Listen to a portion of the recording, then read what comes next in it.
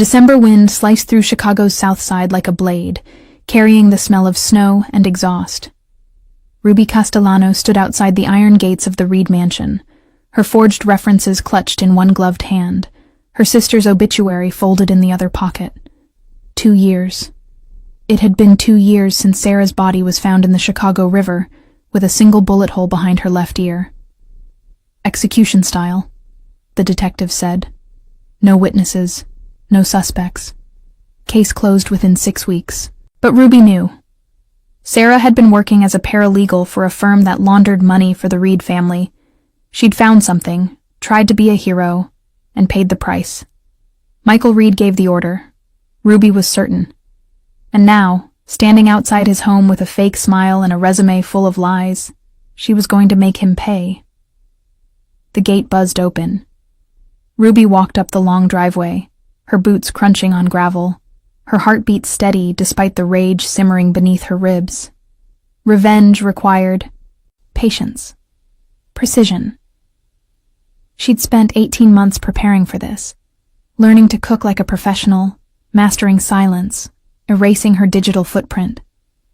The agency that placed domestic workers in high-profile homes never suspected that Ruby Castellano was actually Ruby Chen, sister of the dead paralegal no one remembered.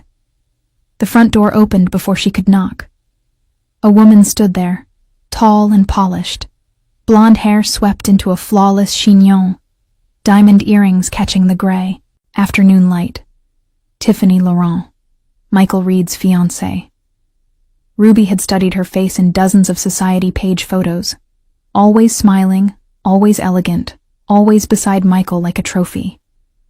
"You must be the new housekeeper," Tiffany said, her voice smooth as silk over steel. "The agency said you come highly recommended." "Yes, ma'am," Ruby replied, keeping her eyes respectfully lowered. "I'm grateful for the opportunity." Tiffany's gaze traveled over Ruby, assessing, calculating. Ruby had chosen her outfit carefully. Plain black dress, sensible shoes, hair pulled back, minimal makeup. Invisible. Unthreatening. Exactly what wealthy people wanted their staff to be. "Michael's children require special attention," Tiffany continued, stepping aside to let Ruby enter. The foyer was cavernous, all marble and dark wood, a chandelier glittering overhead like frozen tears. "They've been difficult since their mother passed. Michael spoils them, and frankly they need discipline. I trust you. Understand discretion is paramount in this household?" "Of course," Ruby murmured, but something cold slithered down her spine at the way Tiffany said discipline. "Good. Your quarters are on the 3rd floor. I'll show you." Tiffany began walking, her heels clicking against marble. "The children are with their nanny now, but she leaves at 6. You'll handle their evening routine. Dinner, bath, bed. Michael works late most nights, so you'll rarely see him. I prefer it that way. Staff should be efficient and invisible." Ruby followed, memorizing the layout. 1st floor, kitchen, dining room, Michael's office, locked, she noted. 2nd floor, master bedroom, guest rooms, children's wing. 3rd floor, staff quarters, storage. She was cataloging exit routes, security cameras, hiding spots for the recording devices she'd smuggled in her suitcase when she heard it. A child crying, muffled, like someone trying very hard to be quiet. Tiffany didn't react, didn't even pause. She continued up, the stairs, still talking about meal schedules and cleaning expectations, as if the sound didn't exist. Ruby's fingers curled into fists inside her coat pockets. "Focus. Don't react. You're here for evidence against Michael, not to play savior." But when they reached the 3rd floor, and Tiffany finally left her alone, Ruby stood in her small, sparse room and couldn't unhear that crying. It had sounded young, scared, and it had stopped too quickly, as if someone had learned that crying brought consequences. She unpacked methodically, hiding the miniature cameras in her toiletries, the voice recorder in a hollowed-out book. Then she changed into her uniform, black dress, white apron, and went downstairs. It was 5:45 p.m. The nanny would be leaving soon. Ruby found the kitchen first. Industrial-grade appliances, granite countertops, a refrigerator stocked with organic produce and expensive cuts of meat. She started preparing dinner, keeping her movements quiet, her ears sharp. At 6:03 p.m., the front door opened and closed, the nanny leaving. At 6:15 p.m., small footsteps padded into the kitchen. Ruby turned. A little girl stood in the doorway, maybe 5 years old, with dark curls and enormous brown eyes that looked too old for her face. She wore a long-sleeved pink dress despite the warm house, and she was staring at Ruby with the wary intensity of an animal deciding whether to run. "Hi," Ruby said softly, crouching down to the child's level, a trick she'd learned from volunteering at Sarah's church. Never tower over scared kids. "I'm Miss Ruby. I'm going to be helping out around here. What's your name?" The girl didn't answer immediately. Her eyes darted toward the hallway, then back to Ruby. "Lily?" she whispered finally. "Are you the new maid?" "I am." Ruby smiled, keeping it gentle. "Are you hungry? I'm making chicken and rice." Lily nodded, but she didn't move closer. Instead, she asked, "Are you going to stay?" The question landed like a stone in Ruby's, chest. "Of course. Why wouldn't I?" "The last lady left." Lily's voice dropped even lower. "And the one before her. They always leave." Ruby's smile faltered. "Well, I'm not going anywhere. Promise."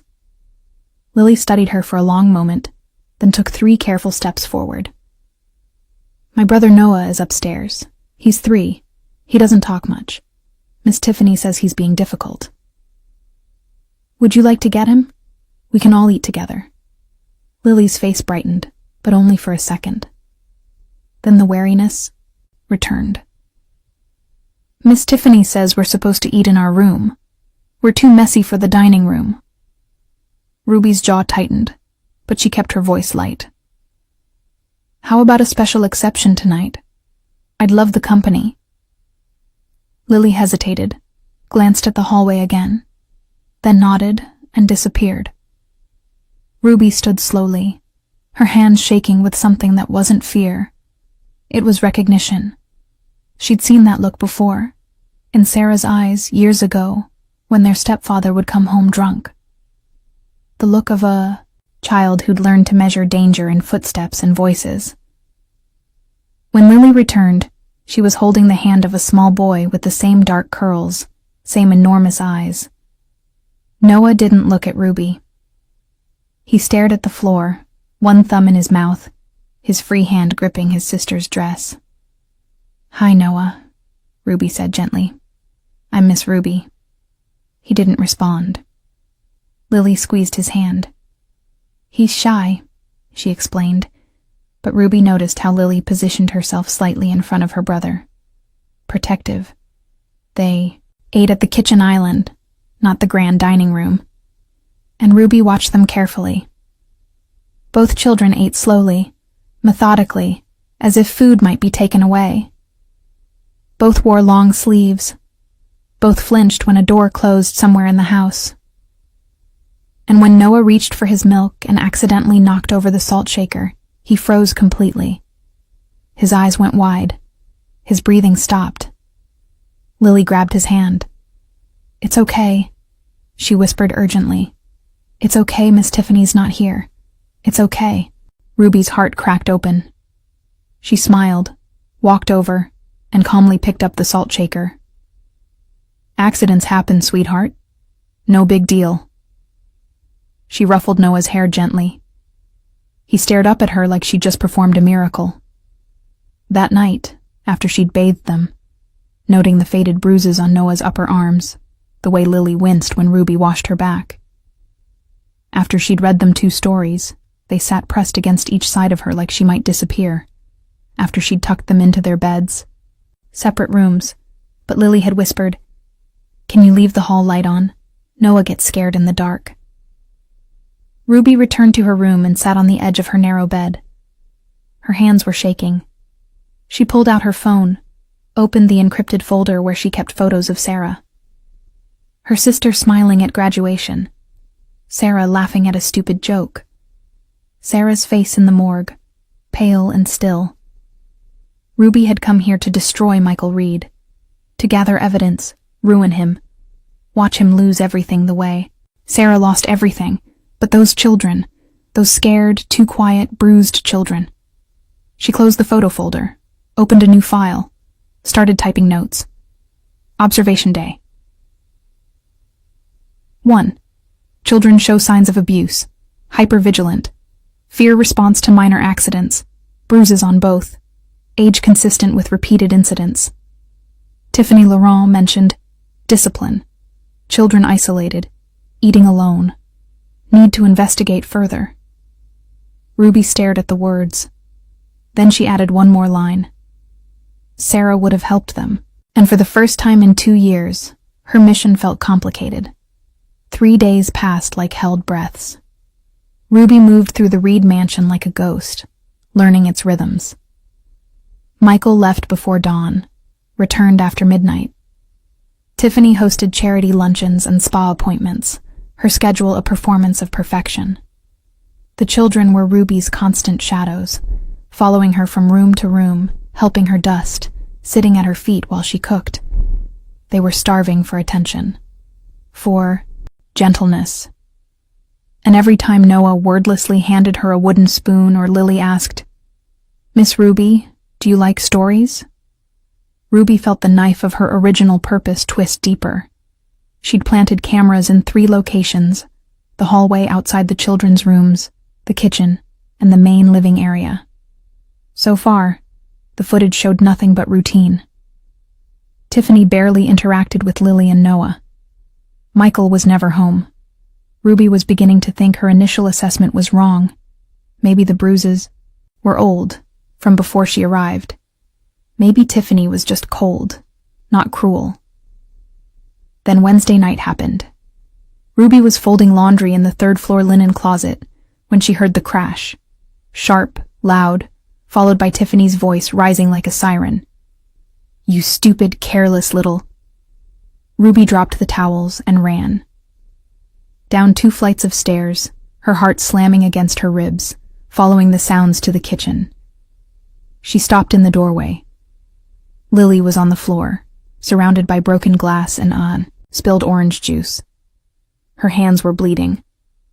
Noah stood in the corner, silent, tears streaming down his face, his whole body trembling. And Tiffany stood over Lily, gripping the child's arm so tightly her knuckles were white. "Do you know how much this tile costs? Do you have any idea how exhausting you are?" "I'm sorry," Lily sobbed. "I'm sorry, I didn't mean to." "You never mean to." Tiffany's voice was ice. "But you always do." Ruby stepped forward. "Ma'am." Tiffany's head whipped toward her. "This doesn't concern you?" "She's bleeding," Ruby said, keeping her voice steady. "Let me help." For 3 long seconds, Tiffany didn't move. Her eyes were flat, empty, like a doll's. Then she released Lily's arm, leaving red marks in the shape of fingers. "Clean this up," she said to Ruby, "and teach them to be less clumsy." She walked out, her heels clicking against marble, as if nothing had happened. Ruby knelt immediately. Lily was cradling her hands, blood dripping between her fingers. "It's okay, sweetheart. Let me see." "She's going to be so mad," Lily whispered. "She's going to..."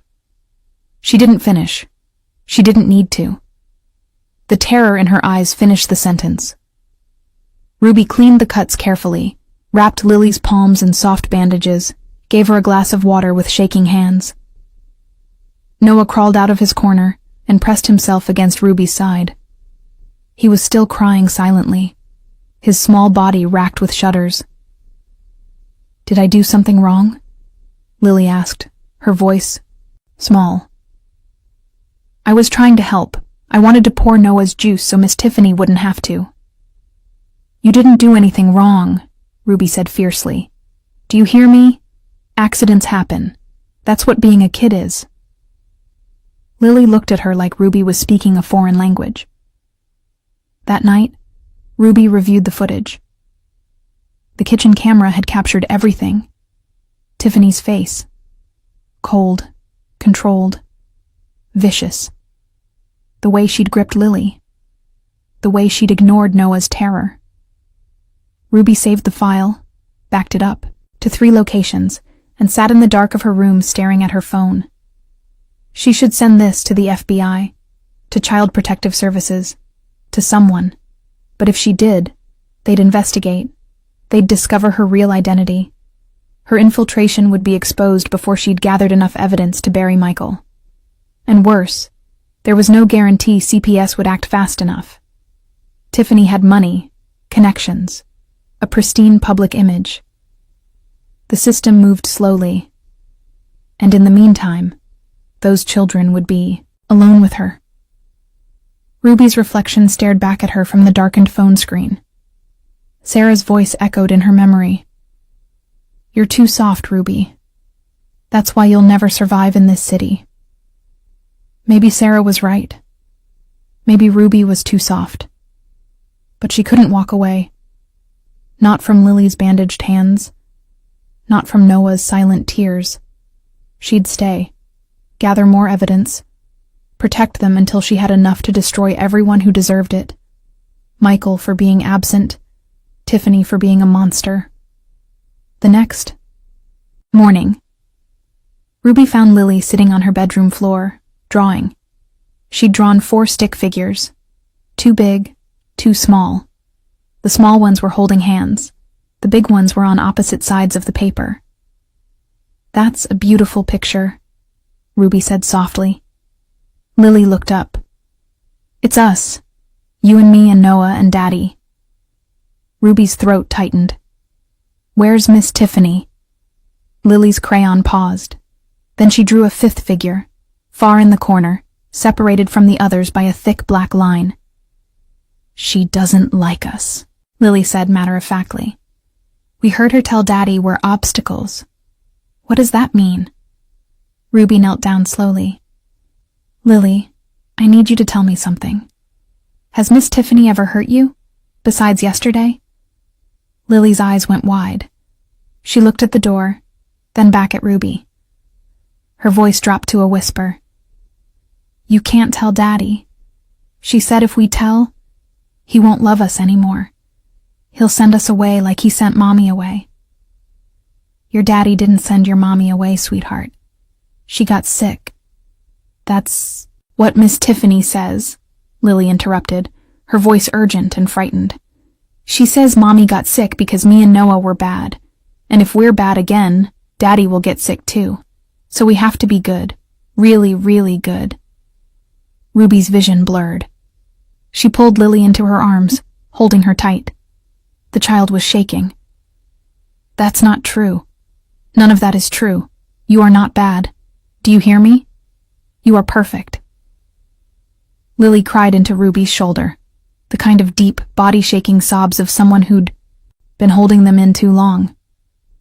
Ruby rocked her, whispering promises she wasn't sure she could keep. I'll protect you. I won't let her hurt you. You're safe. When Lily finally calmed down, Ruby asked gently, Can you show me where she hurt you? Lily hesitated. Then she rolled up her sleeve. The bruises were green-yellow now, fading, but unmistakable. 4 finger-shaped marks on her upper arm, more on her shoulders. And when she lifted her dress slightly, Ruby saw a burn mark on her ribs, circular, like from a cigarette. Ruby's rage was a living thing, clawing up her throat. She forced it down, forced her voice to stay calm. Lily, I need to take pictures of this. Is that okay? Lily nodded, solemn. Are you going to show Daddy? I'm going to make sure you're safe, Ruby said. Which wasn't an answer, but it was the truth. She photographed the bruises, the burn, then helped Lily get dressed again. Does Noah have marks too? Lily nodded miserably. She locked him in the closet. Once? For 2 hours. He cried so much he threw up. And she pulled his hair really hard when he wouldn't eat his vegetables. He's scared of her. Ruby wanted to scream. Instead, she took Lily's face in her hands. Listen to me.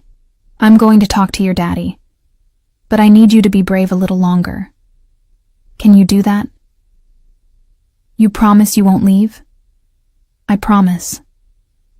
But even as Ruby said it, she knew she was lying. Because once Michael knew what Tiffany had done, one of two things would happen. Either he'd act like the crime boss he was and eliminate the threat with violence, or he'd refuse to believe it, because admitting the truth meant admitting he'd failed his children. Either way, Ruby's mission was about to get a lot more complicated. That evening, Michael Reed came home early. Ruby heard his car in the driveway at 7 p.m. Unheard of. She was giving the children dinner when he walked into the kitchen. She'd seen photos, of course, but in person, Michael Reed was more than the tabloid images suggested. Tall, broad-shouldered, with dark hair graying at the temples and eyes the color of winter ice. He wore a black suit that probably cost more than Ruby's car, and when he moved, there was a coiled energy to him, like a wolf pretending to be a dog. He looked at Ruby, then at the children. Lily and Noah both froze, forks halfway to their mouths. "Daddy," Lily said, her voice bright and brittle. "You're home." "I am." His voice was deep, rough. He looked at Ruby again. "You're the new housekeeper." "Yes, sir. Ruby Castellano." He nodded once, dismissed her with his eyes. Then he turned to his children. "How was your day?" "Good," Lily said immediately.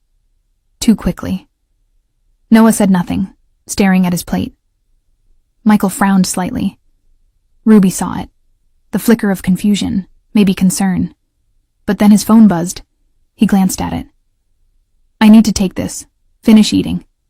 He left. Lily's shoulders slumped. Noah let out a breath he'd been holding. And Ruby understood. They loved their father, but they didn't trust him to protect them.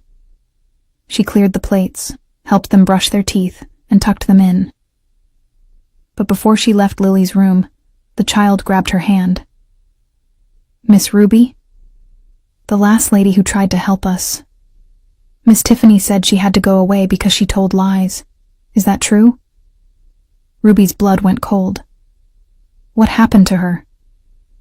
"She left in the middle of the night. We never saw her again." Ruby forced a smile. "I'm not going anywhere, Lily, I promise." But as she climbed the stairs to her own room, Ruby's mind was racing. Another housekeeper. Gone. How many others had tried to intervene? And what exactly had Tiffany done to silence them? She locked her door, opened her laptop, started searching missing persons reports, cross-referencing with domestic workers in Chicago. It took 2 hours, but she found it. Maria Santos. 42. Reported missing 8 months ago by her sister. Last known employer, a private residence in Lincoln Park. No body found. Case still open. Ruby stared at the photo. A woman with kind eyes. A woman who probably saw bruises and tried to do something about it. And Tiffany had made her disappear. Ruby's hands were shaking again, but this time it wasn't fear. It was fury. She opened a new document and began typing everything. The bruises, the burn, Lily's confession, Noah's terror, Maria Santos. She wasn't here for revenge against Michael anymore. She was here because 2 children needed someone who wouldn't disappear in the night. And if bringing down Tiffany Laurent meant burning Michael Reed's world to the ground in the process, so be it. Ruby spent the next week gathering evidence like ammunition. Every interaction, every bruise, every whispered confession from Lily went into her files. She documented how Tiffany would smile at the children in front of Michael, then ignore them completely when he left. how she'd accidentally serve their food cold, then berate them for not eating. How she'd tell Noah he was slow and difficult, eroding the little boy's confidence until he stopped trying to speak at all. But Michael remained oblivious, or willfully blind. Ruby couldn't decide which was worse. He came home sporadically, always late, always distracted. When he was there, Lily and Noah transformed into perfect, silent children who spoke only when spoken to. They'd learned to perform normalcy, a survival skill that made Ruby's heart ache every time she witnessed it. On Sunday, Michael was home for lunch. Tiffany had prepared an elaborate spread, poached salmon, roasted vegetables, artisan bread, and insisted the children join them. Ruby served, trying to be invisible, but her eyes kept drifting to Lily and Noah. They sat rigidly, barely touching their food. "Lily, eat your salmon," Tiffany said, her voice sugary sweet. "You're looking thin." Lily picked up her fork, but her hand was shaking. The salmon slipped off, landing on the white tablecloth with a wet splat. The temperature in the room dropped. Tiffany's smile didn't move, but her eyes went dead. "Clumsy." Michael looked up from his phone. "She's 5, Tiff." "She's old enough to use a fork properly," Tiffany replied, still smiling. "Aren't you, Lily?" Lily nodded, her eyes filling with tears. She tried again, managed to get a bite to her mouth. Noah sat frozen, fork untouched, staring at his plate like it held nuclear codes. Michael's phone rang. He glanced at the screen, frowned. "I need to take this." He stood, already walking toward his office. "Ruby, can you help Tiffany clear?" "Of course, sir," Ruby murmured. The moment Michael's office door closed, Tiffany's mask dropped. She turned to Lily. "You're embarrassing. Do you know that?" Ruby's hands tightened on the serving tray. She watched Tiffany's reflection in the polished sideboard mirror, watched as the woman leaned close to Lily and whispered something Ruby couldn't hear. But she saw the effect. Lily's face crumpled. A tear slid down her cheek. "Ma'am," Ruby interrupted, her voice steady. "I can take the children upstairs if you'd prefer." Tiffany straightened, smile snapping back into place. "That would be lovely. Thank you, Ruby." Ruby helped Lily and Noah down from their chairs. As they passed Tiffany, Noah flinched. It was slight, just a hitch in his step, but Ruby saw it. And when she glanced back, Tiffany was watching them with an expression that made Ruby's skin crawl. Upstairs, Lily finally spoke. She said I ruined lunch. She said Daddy's going to get tired of me being embarrassing and send me away.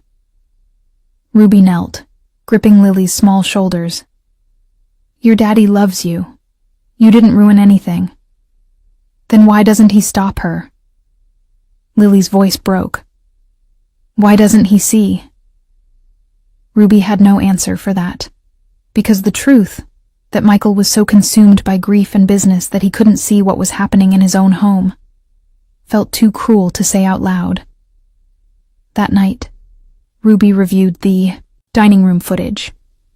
The camera had caught Tiffany's whisper to Lily. Ruby enhanced the audio, isolated the words.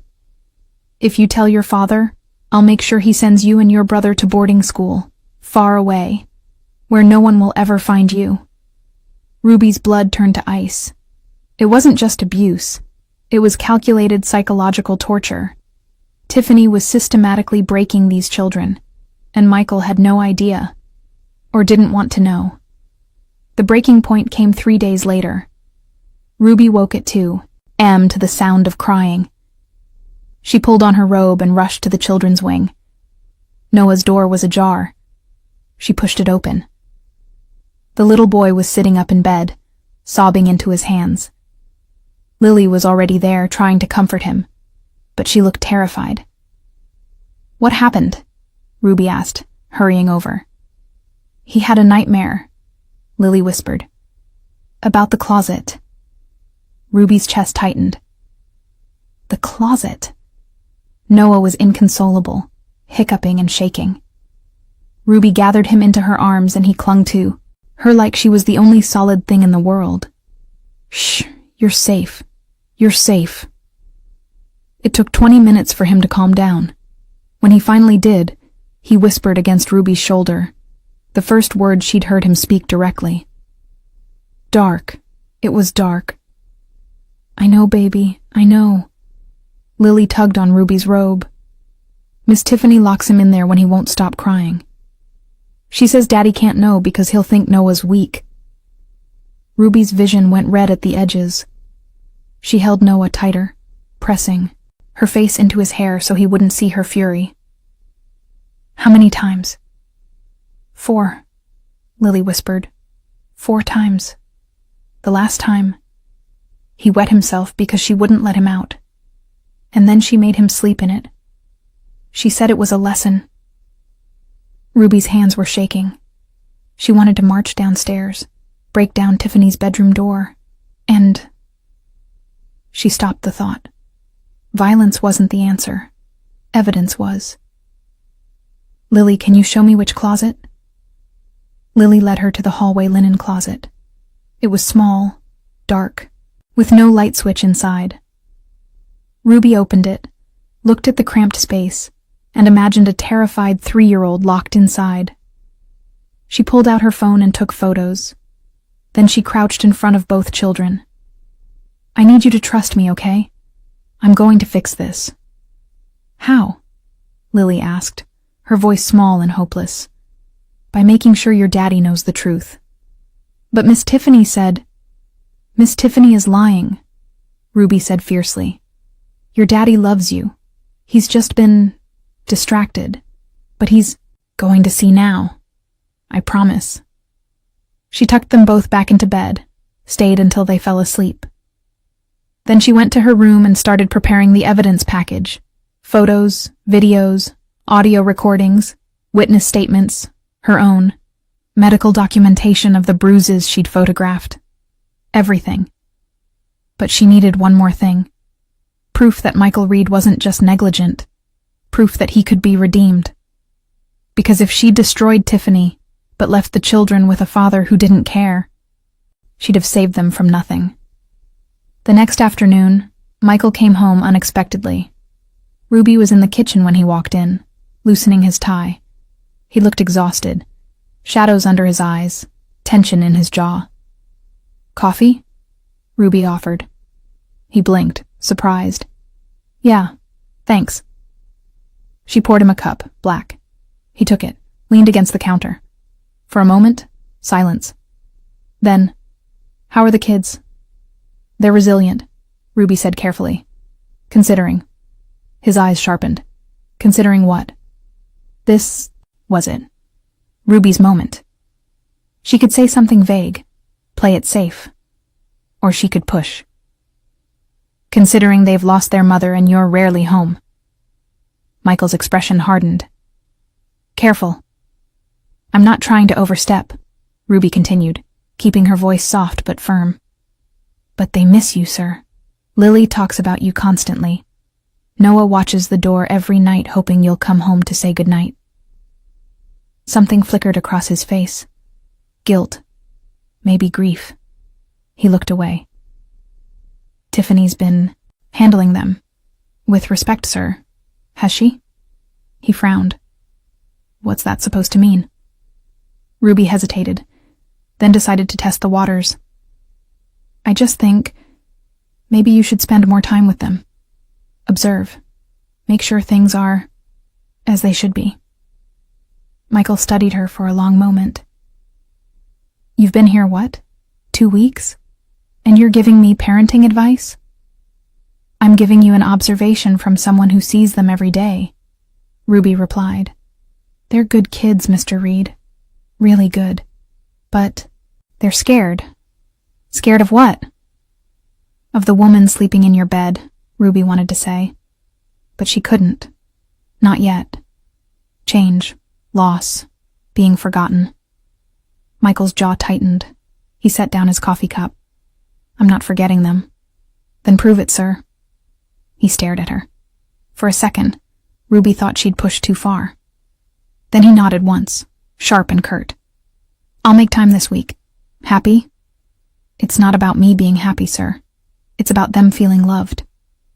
He left without another word. But Ruby saw it, the crack in his armor. He wasn't a monster. He was a grieving man who'd built walls so high he couldn't see over them anymore. Maybe, just maybe, he could still be reached. That night, Ruby heard shouting. She crept to the top of the stairs, listening. They're my children, Tiffany. If I want to spend time with them, I will.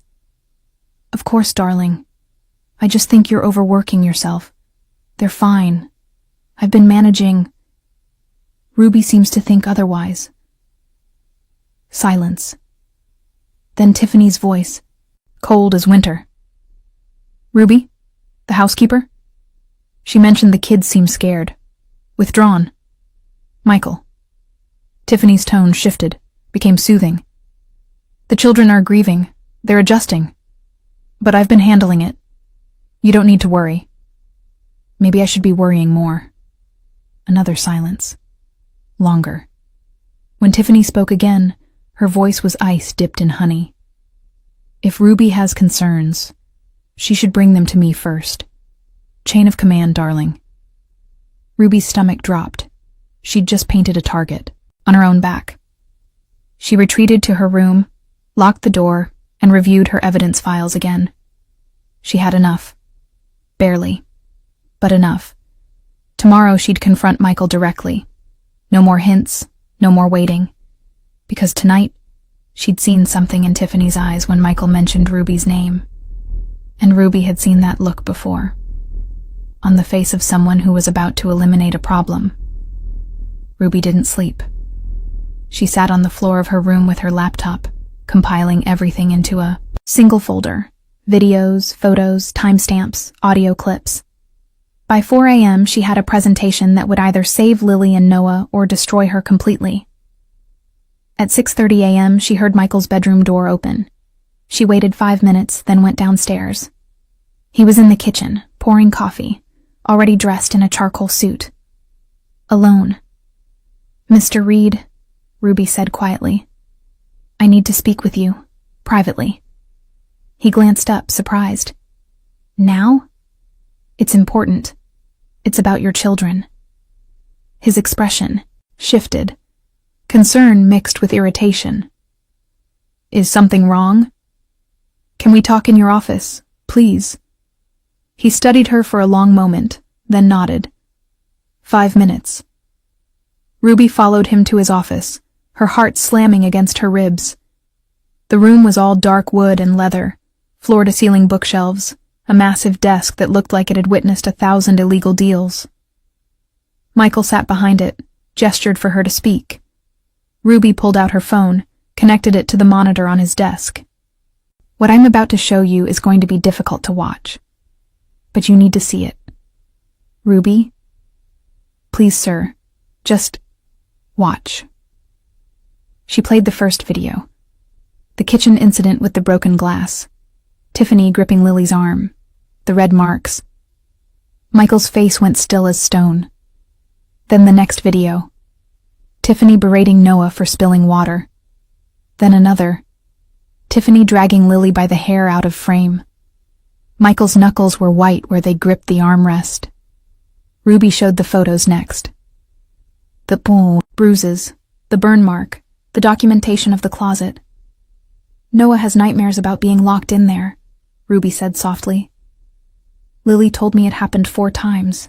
Your fiancé. Stop. Michael's voice was a low, dangerous growl. Stop talking. Ruby froze.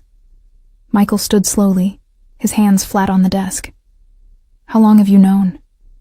Since my first week. And you're showing me this now? I needed to be sure. I needed proof that would... Proof? He laughed, a harsh sound. You needed proof that someone was torturing my children? I needed proof that you'd believe me, Ruby shot back, because I researched the previous housekeeper, Maria Santos. She tried to help your kids, and she disappeared. So forgive me for being careful." Michael went very still. "What? Your fiancé made her disappear?" "I don't know how. But Maria Santos is missing, and the last place she worked was here." Michael's face drained of color. He sat down slowly, like his legs wouldn't hold him. For a long moment, he said nothing, just stared at the frozen image on the screen. Tiffany's hand tangled in Lily's hair, the child's face twisted in pain. "I didn't see it," he whispered. "I didn't. How did I not see it?" Ruby's anger softened slightly. "You were grieving, and Tiffany is very good at hiding what she is." "That's not an excuse." His voice broke. "Those are my kids. I'm supposed to protect them. You can still... Where are they right now?" "Asleep. In their rooms." Michael stood. Abruptly. "Get them. Pack their things. We're leaving. Mr. Reed, get them. Now." Ruby hesitated, but the look in his eyes, raw, desperate, furious, made her move. She ran upstairs, woke Lily and Noah gently. "We're going on a trip," she whispered. "Quick and quiet, okay?" Lily's eyes went wide. "Is Daddy mad?" "No, sweetheart. He's going to keep you safe." She dressed them in warm clothes, grabbed their favorite toys, stuffed everything into a duffel bag. When she brought them downstairs, Michael was waiting by the door, keys in hand. He looked at his children, and something in his face crumpled. He knelt down to their level. Lily and Noah both flinched. "Hey," he said softly. "Hey, it's okay. I'm not mad. I'm so sorry. I'm so sorry." Lily started crying. "We didn't mean to be bad." "You're not bad." Michael pulled them both into his arms, holding them tight. "You're perfect, and I failed you. But I won't again. I promise." Noah buried his face in his father's shoulder. Lily sobbed. And Ruby stood there, watching this broken man hold his children, and finally see them, really see them. Then the hallway light flicked on. Tiffany stood at the top of the stairs in a silk robe, her face calm and beautiful. "Michael, what's going on?" Michael stood slowly, putting himself between Tiffany and the children. "We're leaving." Tiffany descended the stairs, graceful as a cat. "At 6 a.m.? Where could you possibly... Don't." Michael's voice was a whip crack. "Don't say another word." She stopped, tilted her head. "I don't understand." "You've been hurting my children." Tiffany's eyes widened. Perfect shock. Perfect innocence. "What? Michael, that's insane. Who told you?" Her gaze slid to Ruby. "Oh, I see. I have video," Ruby said flatly. "Hours of it." Tiffany's mask flickered, just for a second. Then she smiled. "Convenient. The new housekeeper just happens to have damning footage. Michael, don't you see? She's manipulating you. Probably trying to extort." "I saw the bruises myself," Michael interrupted. "Just now, on my children. Bruises shaped like fingers." Tiffany's expression went cold. No more pretense. "They're clumsy. Noah told me about the closet. He's a liar." Lily showed me the burn mark on her ribs. Tiffany's jaw tightened. "They're dramatic. Children exaggerate." "I saw your face in the videos," Michael said, his voice deadly quiet. "I saw what you are." For a moment, Tiffany said nothing. Then she laughed, a brittle, chilling sound. "What I am? I'm the woman who saved you, Michael. When you were drowning in grief, who was there? Who ran your household? Who put up with your broken, pathetic children?" Ruby stepped forward instinctively, putting herself between Tiffany and the kids. Michael's hand went to his waistband, where Ruby knew he kept a gun. "Don't," Ruby said sharply to Michael. "Not in front of them." Michael's hand stilled. Tiffany noticed. She smiled. So the housekeeper gives orders now? Ruby's right, Michael said. You're not worth it. You're going to leave, now. And if you ever come near my children again, You'll what? Tiffany's voice rose. You're a criminal, Michael. I have friends in law enforcement. I have documentation. If you harm me, I'll make sure you lose everything. Then we're at an impasse, Ruby said calmly. Because I have documentation too, and I'm very willing to share it with those same law enforcement friends of yours. Tiffany's eyes narrowed. Who the hell are you? Ruby met her gaze. Someone who knows what it's like to lose a sister to people like you. Understanding dawned in Tiffany's eyes. You're not a housekeeper. No, I'm not. Michael looked at Ruby, confusion flickering across his face. But before he could ask, Tiffany lunged. Not at Michael. At Lily. Ruby moved on instinct. She shoved Lily behind her, caught Tiffany's wrist as the woman's nails slashed toward the child's face. They struggled. Tiffany was stronger than she looked, fueled by rage. She grabbed a vase from the hall table, swung it. Ruby ducked. The vase shattered against the wall. Michael roared, grabbed Tiffany, hauled her back. She thrashed, screaming, You're making a mistake.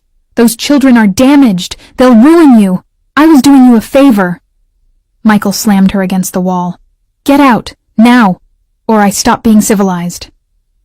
Tiffany went still, looked at him, saw something in his eyes that made her smile drop. This isn't over. Yes, Michael said quietly. It is. He released her. Tiffany straightened her robe, smoothed her hair, and walked to the door with eerie calm. She paused on the threshold. You'll regret this, Michael. All of you. Then she was gone. Ruby's legs gave out. She sat down hard on the floor, adrenaline crashing. Lily and Noah ran to her, clinging.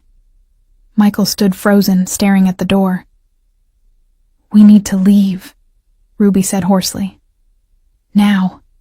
She's going to call someone. Police, FBI, I don't know. But she won't let this go. Michael, turned. Who are you? Really? Ruby met his eyes. My name is Ruby Chen. My sister was Sarah Chen. She worked for your accountant's office 2 years ago. She found evidence of money laundering. Someone killed her. I thought it was you. Michael's face went blank. Sarah Chen. You remember her? I remember when she died. I remember. He closed his eyes. I didn't order it. I wouldn't have. She was just an accountant. Then who did? Tiffany. He opened his eyes. She was handling a lot of the financial operations back then. If there was a leak, she would have been the one to plug it. Ruby's world tilted. What? I didn't know, Michael said. I swear to God I didn't know. But now, he looked at Ruby. Your sister. The missing housekeeper. How many others? Ruby couldn't breathe. All this time she'd been targeting the wrong person. Sarah's killer had been living in this house, sleeping in the next room, torturing children. We need to go, Michael repeated, more urgently. Ruby, I need you to trust me. Can you do that? Ruby looked at Lily and Noah, both pressed against her. Then at Michael, this man she'd come here to destroy. I don't know, she admitted. Then trust them, Michael said, nodding at the children. They need you, and I can't do this alone. Please. Ruby stared at him, then nodded. Okay, but we do this my way. No violence, no silencing witnesses. We go to the authorities. If we do that, we do it right, Ruby insisted. Or I take the kids and disappear, and you never see them again.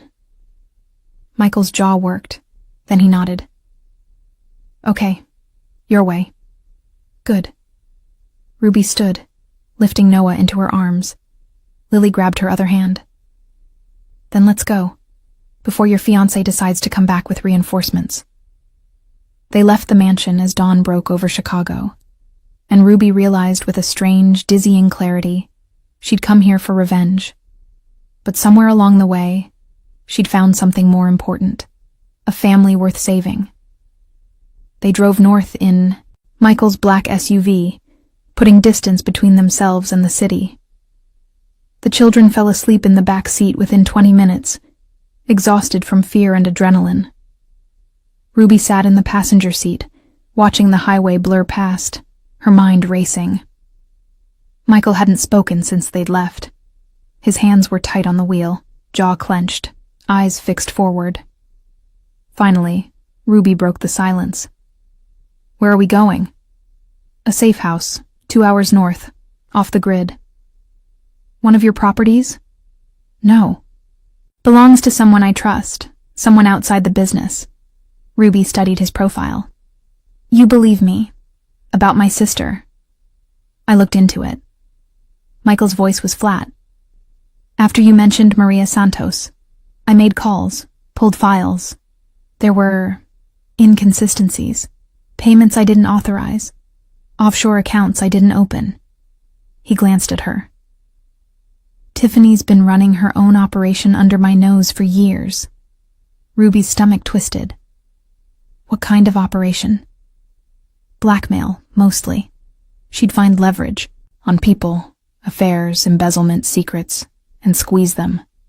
The money went into accounts I never saw. She used my name, my reputation, but kept everything separate. And when people like my sister got too close, Michael's knuckles went white.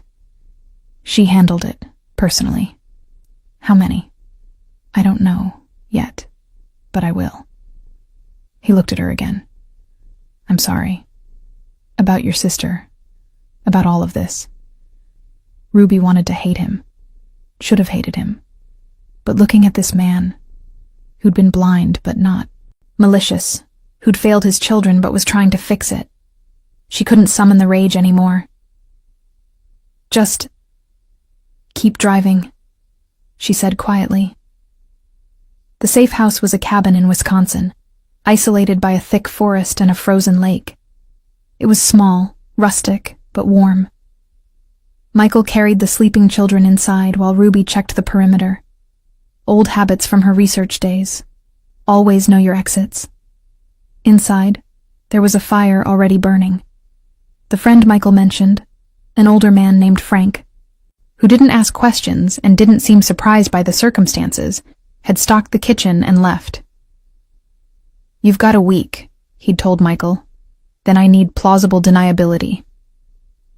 Ruby made hot chocolate while Michael put the kids to bed in the loft. When he came back down, he looked a decade older than his 38 years.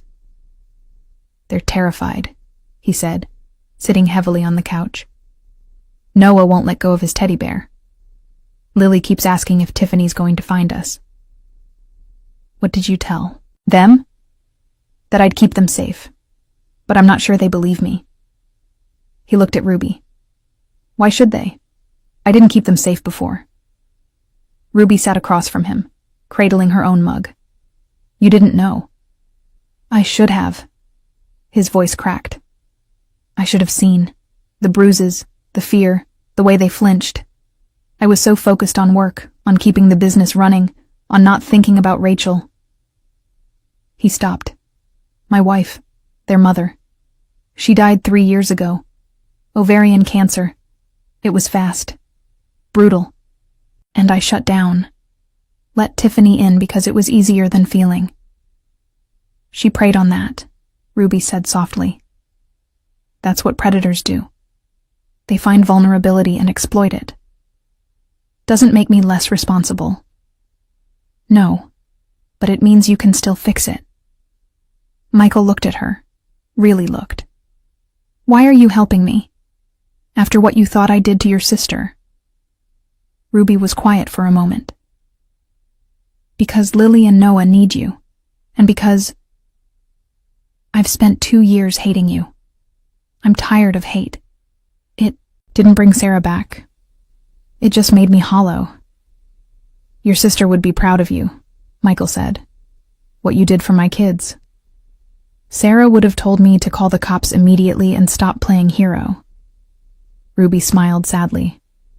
She was always smarter than me. They sat in silence, the fire crackling. Outside, snow began to fall. What's the plan? Ruby asked finally. Michael leaned forward, elbows on his knees. We need evidence that holds up legally. Not just videos, testimony, financial. Records, connections to Maria Santos's disappearance, your sister's death. Enough to put Tiffany away for life. She'll run. She already is. I have people watching her. The moment she tries to leave the country, I'll know. And if she gets to the FBI first, spins this as you being the threat, then we need to get there first. Michael looked at her. You said you wanted to do this right. No violence, no covering up. I'm agreeing. But that means we work together. You have the videos. I have the financial records. Together we build a case. Ruby studied him. And your business? Your empire? Might burn, Michael admitted. Probably will. But I don't care. Not if it means my kids are safe. You mean that? He met her eyes. I've spent 3 years being a ghost in my own home. I'm done. Whatever it takes, I'm done. Ruby nodded slowly. Okay. Then we need a lawyer. Someone who specializes in organized crime and witness protection. I know someone. But... Michael hesitated. If we go this route, we're not going back. Not to Chicago. Not to that life. The kids will need new identities, new schools. We'll lose everything. Not everything, Ruby said. You'll have them. That's what matters. Michael's expression softened. When did you get so wise? When I watched 2 kids choose to trust me, even though every adult in their life had failed them. Ruby stood. I'm going to check on them. She climbed the loft ladder. Lily and Noah were curled together in one bed. Lily's arm around her brother. Ruby adjusted their blankets, smoothed Lily's hair. The little girl stirred. Miss Ruby, she whispered. I'm here, sweetheart. Is Daddy really going to stay this time? Ruby's throat tightened. Yes, I think he is. And you? You're not leaving? Not unless you want me to. Lily's small hand found Ruby's. Please don't go. You're our family now. Ruby's vision blurred. She squeezed Lily's hand gently. I'm not going anywhere. Promise. Lily fell back asleep, and Ruby stayed there, watching them breathe. These children she'd only known for 3 weeks. These children who'd somehow become hers. When she climbed back down, Michael was on his phone, speaking in low, urgent tones. He hung up when he saw her. My lawyer's coming tomorrow. He'll bring the paperwork for witness protection. And I have someone pulling all of Tiffany's offshore accounts, her communications, everything. If we're doing this, we're doing it all the way. Good. Ruby sat down. But, Michael, you need to prepare yourself. The FBI will want everything. Your operations, your contacts, names. They'll dismantle your entire organization. I know. And people will come after you. Rivals who see weakness. Partners who feel betrayed. I know. This won't be clean. Or easy. I don't care. Michael looked up at the loft, where his children slept. I've been living in the dark for 3 years. It's time to face the light, even if it burns. Ruby nodded. Then we start tomorrow. But neither of them slept that night, because they both knew. Tiffany Laurent was not someone who accepted defeat gracefully, and somewhere out there she was planning her next move. At 3 a.m., Michael's phone buzzed. He checked it, and his face went pale. What? Ruby asked. He showed her the screen. A text from an unknown number. You took something that belongs to me. I want it back. One way or another. Below the message, a photo. The Reed mansion. Burning. She torched it, Michael whispered.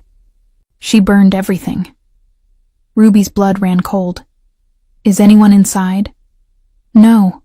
I told the staff to take the week off. He looked at Ruby. This is a message. She's coming. Let her come, Ruby said, her voice harder than she felt. We have evidence. We have the kids. She has nothing. She has rage and money and no conscience. Michael stood, began pacing. We need to move faster. Tomorrow's not soon enough. Ruby stood too. Then we call your lawyer now. Wake him up. Get the ball rolling tonight. Michael nodded, already dialing. As he spoke in clipped, urgent sentences, Ruby looked out the window at the dark forest. Somewhere out there, Tiffany was hunting. And Ruby realized this wasn't over. The confrontation at the mansion had been just the beginning. The real fight was about to start. And this time, there would be no retreat. No safe houses left to run to. It was stand and fight, or lose everything they'd barely begun to protect. Ruby touched the pocket where she kept her phone. The phone with all the evidence. It wasn't just data anymore.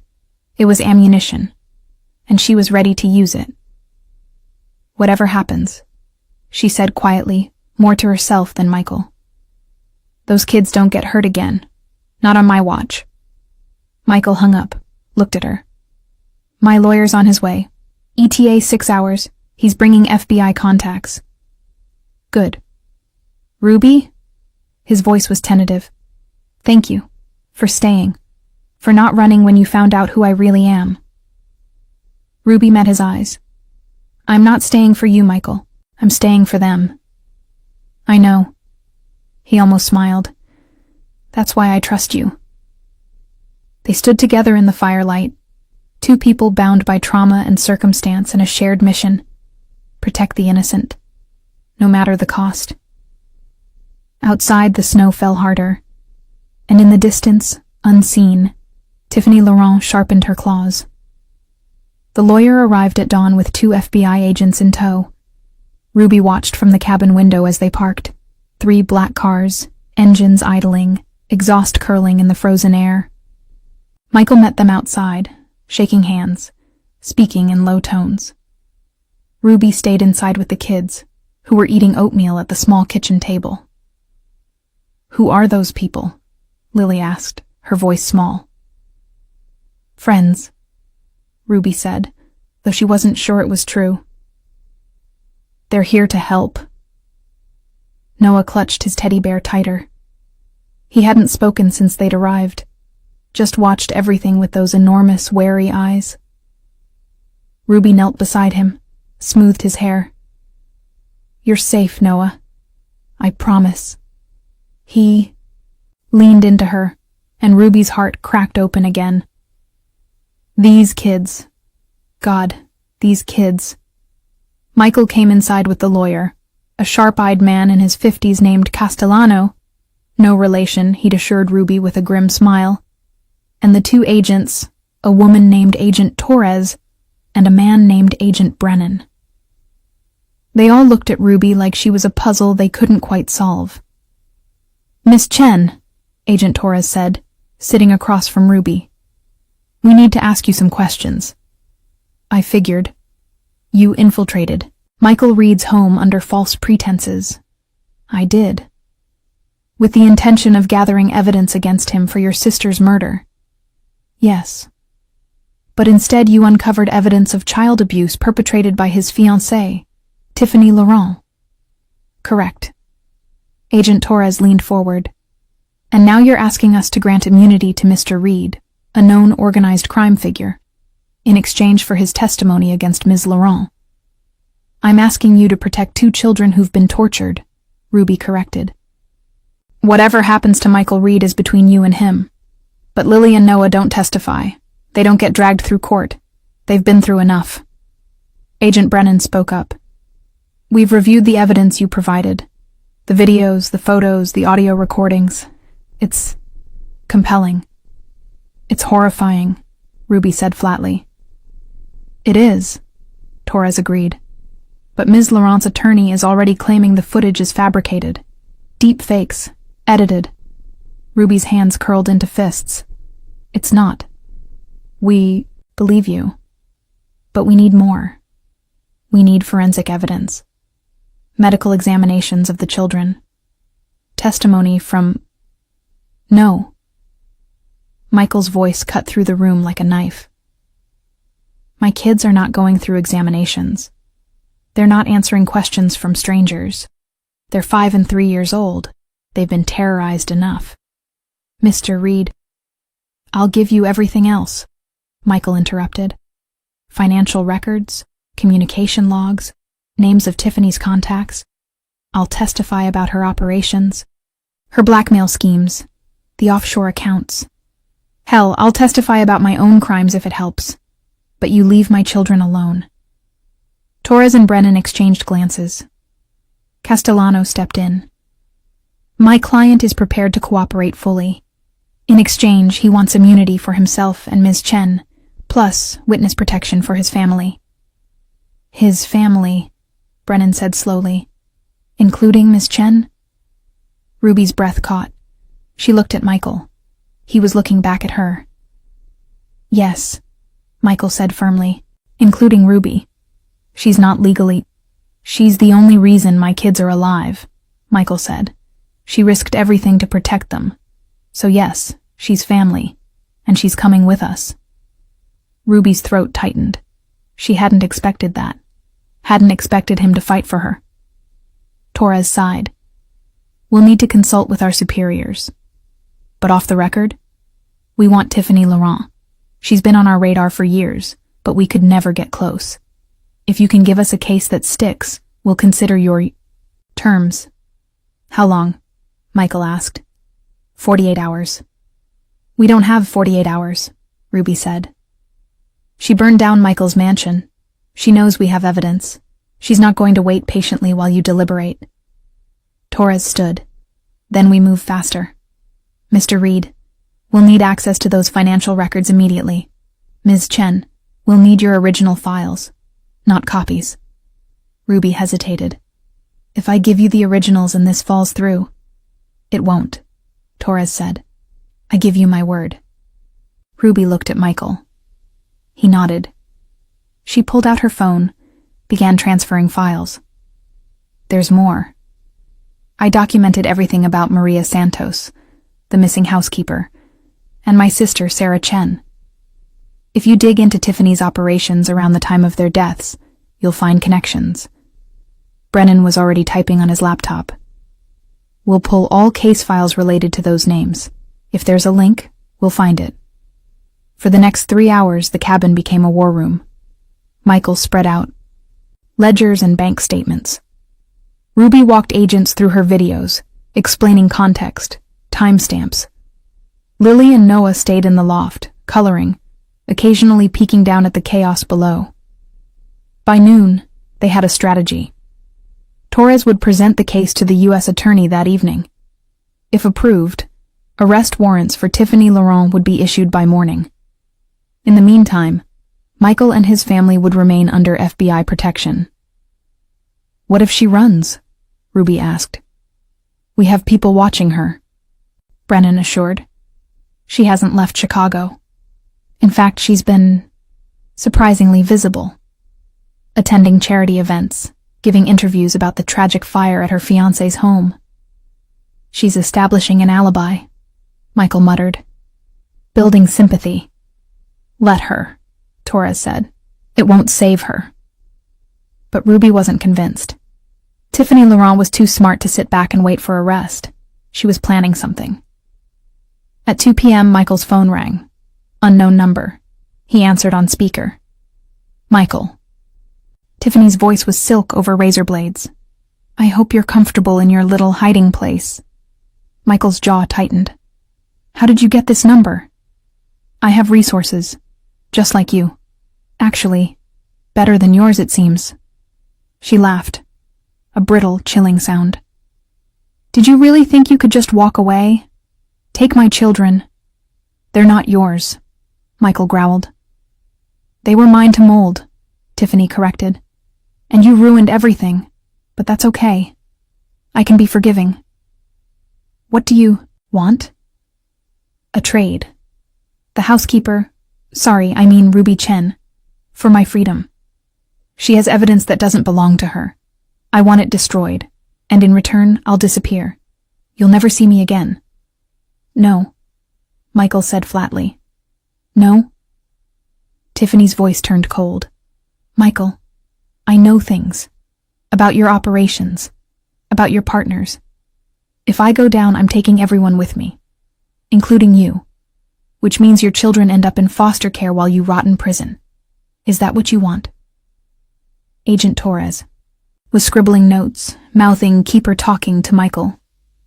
You're bluffing, Michael said. Am I? Test me. Choose your criminal pride over your children's future. See what happens. Michael's hands were shaking. Ruby stepped closer, put a hand on his arm. He looked at her, and she saw the war in his eyes, the primal urge to protect his kids, versus the knowledge that giving in to Tiffany meant losing anyway. You have 12 hours, Tiffany continued. Meet me at the old warehouse on Ashland. Bring Ruby and the evidence. Come alone. If I see FBI, if I see anyone else, I'll make sure those videos go viral. Every news outlet, every social media platform. Your children's trauma, on display for the world. Can you imagine what that would do to them? She hung up. The room erupted in voices, Torres and Brennan arguing about tactical options, Castellano insisting they ignore the demand, Michael standing frozen, knuckles white. Ruby cut through the noise. I'll go. Everyone stopped. Ruby, Michael started. I'll go, she repeated, but not the way she wants. We wear a wire. FBI follows at a distance. We get her confession on tape, then you move in. Torres shook her head. Too dangerous. She'll search you. And if she finds the wire, then we do it without one, Ruby said. I'll get her talking. She's arrogant. She'll gloat. And you'll have agents outside recording everything. This is insane, Michael said. I'm not letting you. It's not your choice, Ruby interrupted gently. Those kids need their father alive and free. Not in prison. Not on the run. This ends tonight, Michael. One way or another. He stared at her. If something happens to you, then you make sure Lily and Noah know I chose this. That I didn't leave them. The room was silent. Finally, Agent Torres spoke. If we do this, it's under strict parameters. Full surveillance. Snipers in position. Extraction team on standby. And at the first sign of trouble, we go in. Agreed, Ruby said. I'm coming. With you, Michael added. Absolutely not. She asked for both of us, Michael said. If I don't show, she'll suspect, but I won't let Ruby face her alone. Torres looked between them, clearly unhappy, but she nodded. Fine, but you follow our lead. No hero moves, no improvisation. Ruby and Michael looked at each other. An understanding passed between them, unspoken but solid. They'd started this as enemies. But now, standing in a cabin in the middle of nowhere, preparing to face down a monster, they were something else. They were a team, a family, forged in fire and desperation. What do we tell the kids? Michael asked quietly. Ruby glanced up at the loft. Lily was peeking down, watching.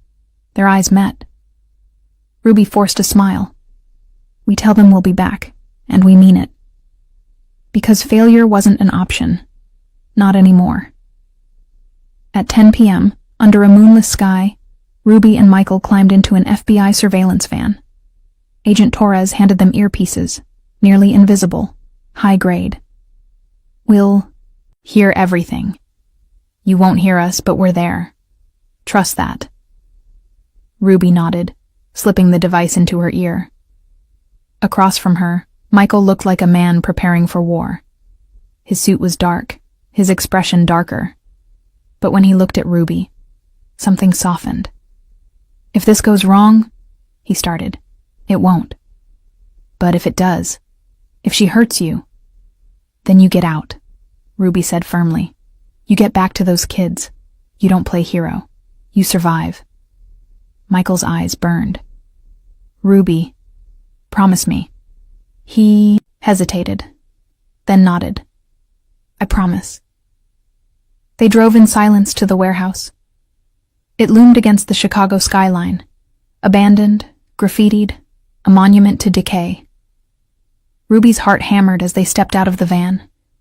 Michael's hand found hers, squeezed once. Then they walked toward the entrance. Tiffany was waiting inside, backlit by a single fluorescent light. She looked immaculate, white coat, blonde hair perfect, like she was attending a gala instead of a hostage negotiation. "Michael," she purred. "And the brave little housekeeper, how touching." "We're here," Michael said. "Let's get this over with." Tiffany smiled. "Where's the evidence?" Ruby held up her phone. "Encrypted, backed up in 3 locations. You get the passwords when we get a guarantee you'll disappear." "How do I know you won't just send it to the FBI anyway?" "Because I want this over as much as you do," Ruby lied smoothly. "I want those kids to have a normal life. I want to move on. You get your freedom, we get ours." Tiffany studied her. "You're lying." Ruby's stomach dropped.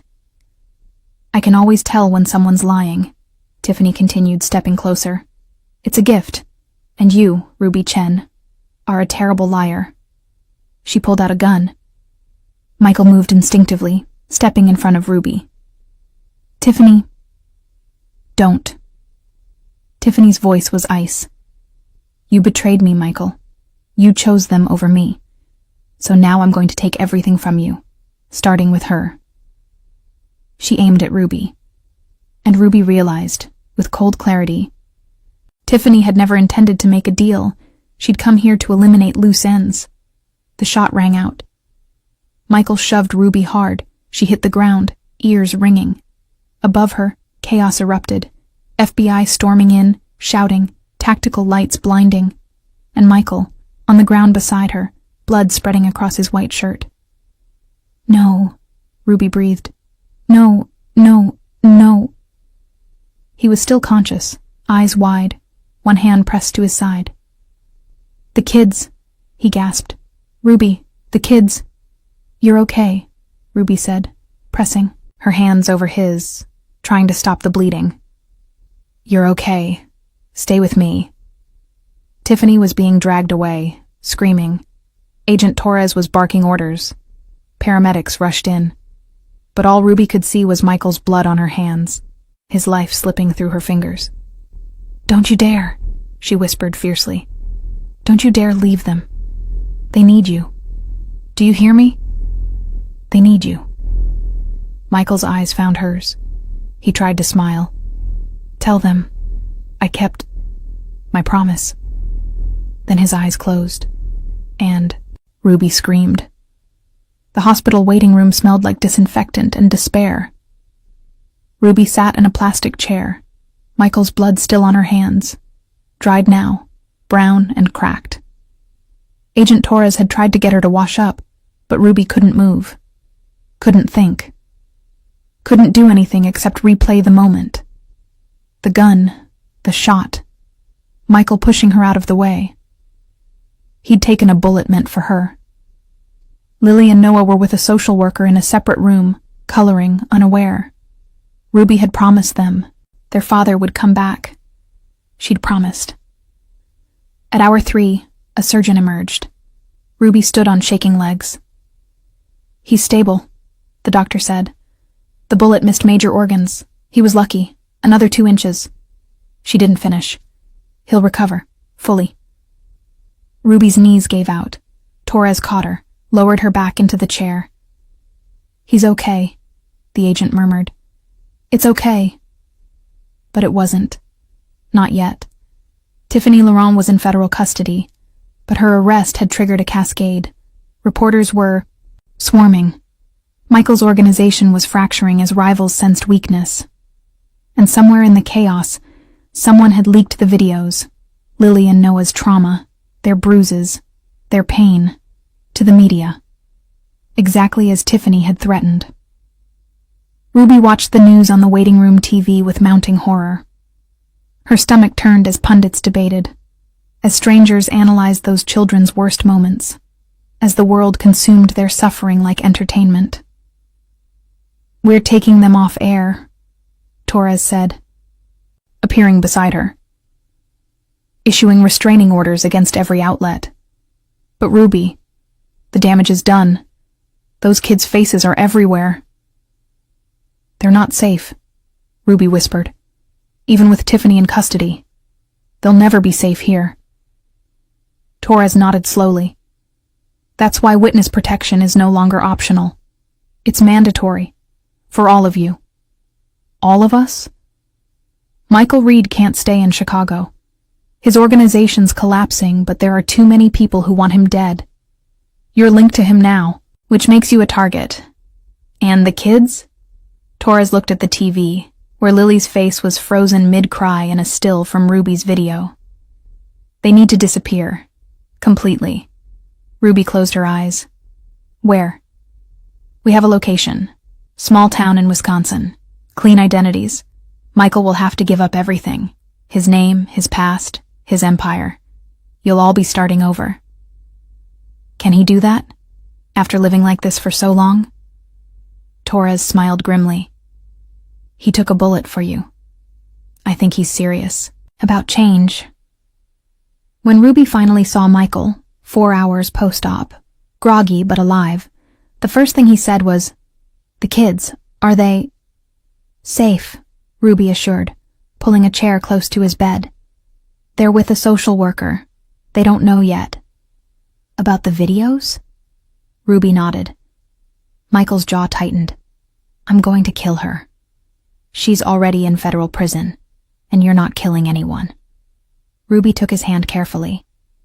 "Michael, your life as you knew it is over. The FBI is offering witness protection. New names, new city, new everything. You'd have to disappear." He looked at her for a long moment. "Would you come?" Ruby's breath caught. "What?" "With us. The kids trust you. He stopped, looking vulnerable in a way she'd never seen. "I can't do this without you, Ruby. I don't know how to be a father, not a real one. But you do. You know how to make them feel safe." "Michael." "I'm not asking you to give up your life for me," he said quickly. "I'm asking you to consider building a new one. With us, as a family." Ruby stared at him. 2 months ago, she'd infiltrated his home planning to destroy him. And now he was asking her to stay, to be part of something real. "What about your empire?" "Burning as we speak." Michael smiled weakly. "I'm okay with that. I spent years building something that nearly cost me everything that mattered. Time to build something new." Ruby thought of Lily's drawing. 4 stick figures holding hands. Thought of Noah finally speaking. Her name. Thought of the promise she'd made. "I'm not going anywhere." "Okay," she said softly. "I'm in." Michael's eyes filled. He squeezed her hand. "Thank you."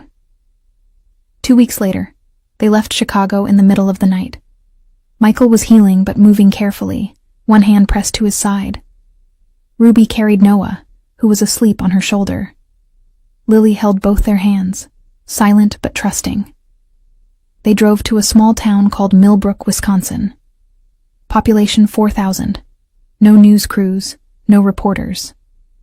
Just trees and snow and a quiet that felt like safety. The house the FBI had arranged was modest. 3 bedrooms, a kitchen that smelled like wood smoke, a backyard with an old swing set. Nothing like the mansion. But when Lily saw it, she smiled for the first time in weeks. "It's cozy," she whispered. Michael knelt down, still wincing from his injury. "Do you like it?" Lily nodded. "Can we stay?" "For as long as you want." Noah, awake now, looked up at Ruby. Miss Ruby stay too? I'm staying, Ruby assured. Forever. They spent that first night unpacking boxes, setting up bedrooms. Ruby helped Lily arrange her stuffed animals.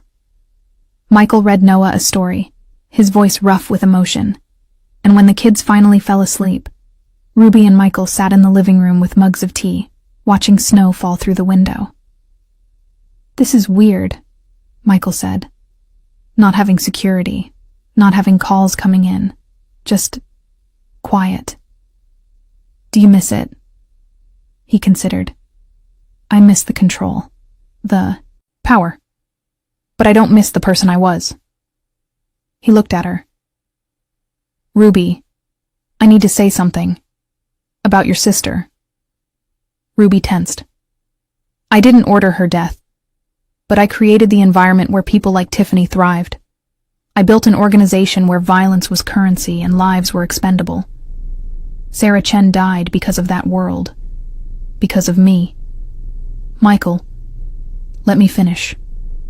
He set down his mug. I can't undo what happened. I can't bring her back. But I can make sure I raise my kids to be nothing like the man I was.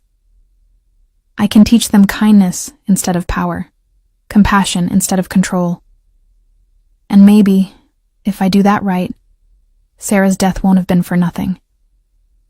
Ruby's eyes burned. She would have liked that. Sarah always believed people could change. Was she right? Ruby looked at him. This man who'd been a stranger, an enemy, and now something she couldn't quite name. Ask me in a year. Michael smiled. Fair enough. The months that followed were harder than Ruby expected. Michael struggled with civilian life, learning to cook, to drive without bodyguards, to exist without constant threat assessment. Lily had nightmares. Noah regressed, wetting the bed and refusing to speak for days at a time. And Ruby, carrying her own grief for Sarah, often felt like she was drowning. But they held each other up. Ruby got the kids into therapy. Michael learned to be present. Really present. Without his phone, without distractions. They established routines. Family dinners. Bedtime stories. Saturday morning pancakes. Small, normal things that slowly stitched them into something resembling whole. Michael took a job teaching history at the local community college under his new name, Marcus Riley. Ruby became an art teacher at the elementary school where Lily and Noah attended. They were the Riley family now. Ordinary, invisible. One evening, 6 months into their new life, Ruby was in the kitchen when Lily ran in, waving a paper. Miss Ruby! Look! I drew our family. Ruby took the drawing. 4 stick figures again, but this time they were all holding hands in a circle. No black lines, no separation, just connection. It's beautiful, sweetheart. That's you, Lily pointed, and that's Daddy, and that's me and Noah. We're a real family now. Ruby's throat tightened. We are. That night, after the kids were asleep, Michael found Ruby on the back porch. She was wrapped in a blanket, staring at the stars. You okay? He asked, sitting beside her. I was just thinking about Sarah, wishing she could see this. Maybe she can. Ruby looked at him. Do you really believe that? I believe that sometimes the worst things lead to the best things. Not because the worst things were good, they weren't, but because we survived them. And in surviving, we became something better. He took her hand. You saved my kids, Ruby, but you also saved me. Ruby leaned against him. For a moment, they just sat in the cold, breathing in sync. I love you, Michael said quietly. Ruby's heart stumbled. She looked up at him. What? I love you. Not because you stayed. Not because you're good with the kids. But because you see me. All of me, even the broken parts. And you don't run. Ruby's eyes filled. Michael. You don't have to say it back. I just wanted you to know. But Ruby smiled. I love you too. Even though you're a terrible cook and you leave the toothpaste cap off and you once ran the most dangerous criminal organization in Chicago. Michael laughed. A real, full laugh. When you put it like that, it's true. He kissed her. Soft, tentative, like a question. Ruby answered, leaning in, and for the first time in 2 years she felt something besides grief. She felt hope. Sometimes the people we set out to destroy become the people we can't live without. It's not about forgiveness. It's about recognition. Recognizing that pain doesn't excuse cruelty, but understanding can soften its edges. Recognizing that people are more than their worst moments if they're willing to do the work. Michael Reed was a crime lord who built an empire on fear. But he was also a father who learned, too late, that real power comes from being present. Ruby Chen came for revenge, but she found something stronger. Purpose. And Lily and Noah. They learned that family isn't defined by blood or last names or where you live. It's defined by who shows up, who stays, who chooses you, every single day. Maybe that's the lesson buried in all of this. That redemption isn't a destination. It's a daily practice. It's choosing kindness when bitterness is easier. It's showing up when walking away would hurt less. It's kneeling down to a child's eye level and saying, I'm here. I'm not leaving. You're safe.